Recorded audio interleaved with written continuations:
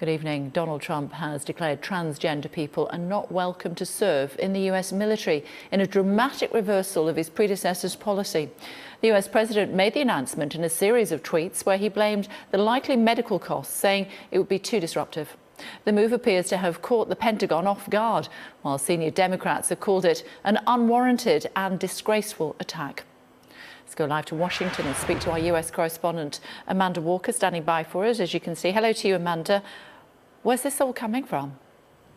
Hi, Kay. Yeah, it seems to have been something that's caught certainly the military. I've been speaking to the Pentagon this morning, and there's a sense of surprise about the way the president chose to deliver this. There had been discussions going on in the background. We know that the current Defence Secretary, James Mattis, had put this plan that was a measure, an Obama administration measure, on hold for 6 months. So there were conversations going on, but I don't think anyone was expecting this to be delivered in such an emphatic, decisive way by the president on Twitter this morning. Let's take a look at exactly what he said.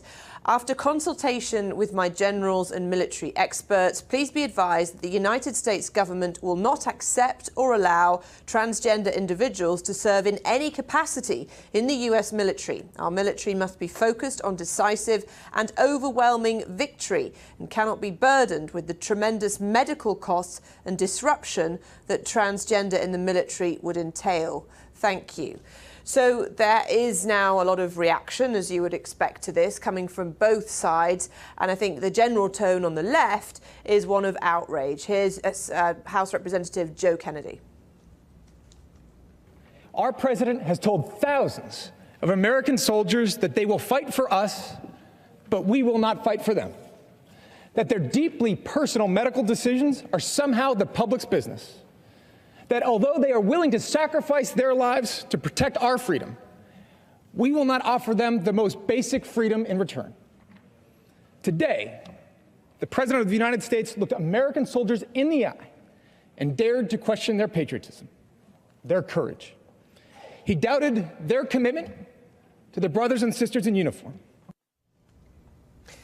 Now, it's estimated there are between 2,500 and 7,000 transgender troops serving in the military. There's no mention of what will happen to them. There are currently about 250 going through gender reassignment, which is part of this. It's medical costs that are covered for people who are going through the transition. So that seems to be what Donald Trump is focusing on here. But it's not just the Democrats that we heard from there who are pretty perplexed and not in favour of the way this has gone as well. But John McCain, who we've been talking about, of course, for the last couple of days, diagnosed with brain cancer just a couple of days ago.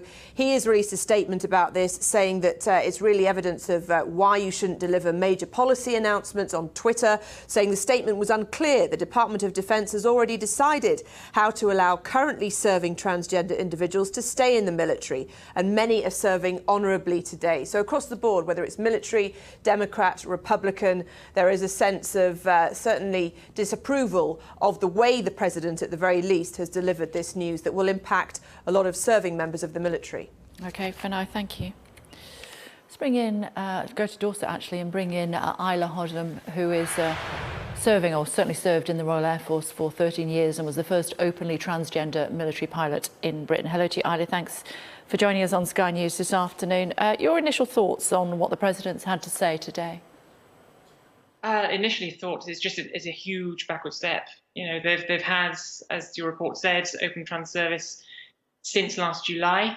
You know, between 2,500 and 7,000 people already serving with distinction, and then to suddenly not just prevent future recruitment, but to say that they're no longer welcome, that their service isn't valued, is beyond belief to me. I think I have many friends in the U.S. military, both current and past serving.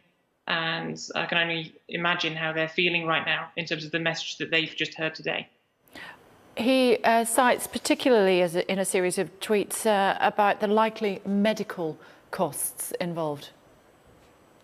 He did. Unfortunately, the costs are always used as the scapegoat to sort of hide the fundamental sort of fear of the unknown or transgender in general.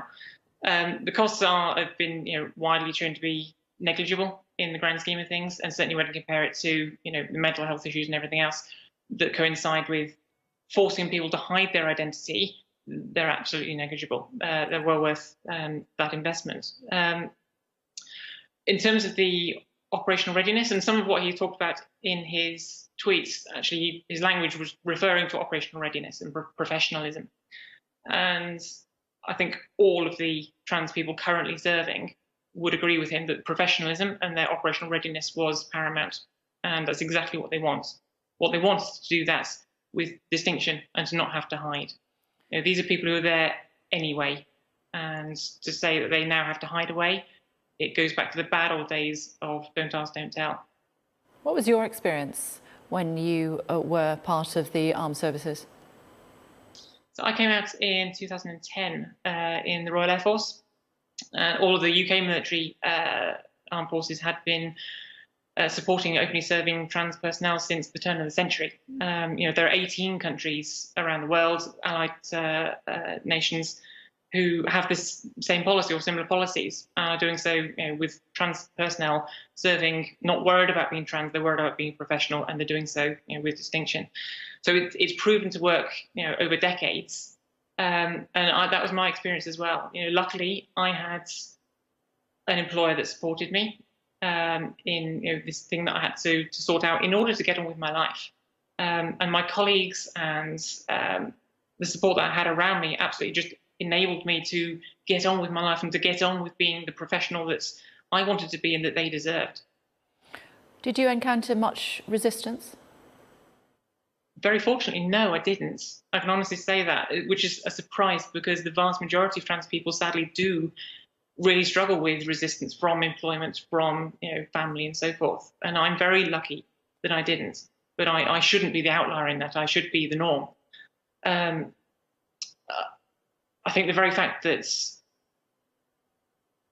all of the people that I met didn't have a problem with me. Now, I worked 7 years on search and rescue, and none of the people that me and my crew rescued, none of them cared whether one of the crew was transgender. What they cared was that we as a crew worked well together. And face to face, I never had an issue. The only times I ever come across issues is by proxy. People attacking trans people in general, or the idea of being trans in general. That's the only time I ever received hostility, never face to face, which I think speaks volumes in itself. Okay, good to talk to you. Thank you. Talking about this in more detail with a discussion in around about 20 minutes' time here on Sky News. The news that Donald Trump has declared transgender people are not welcome to serve in the US military.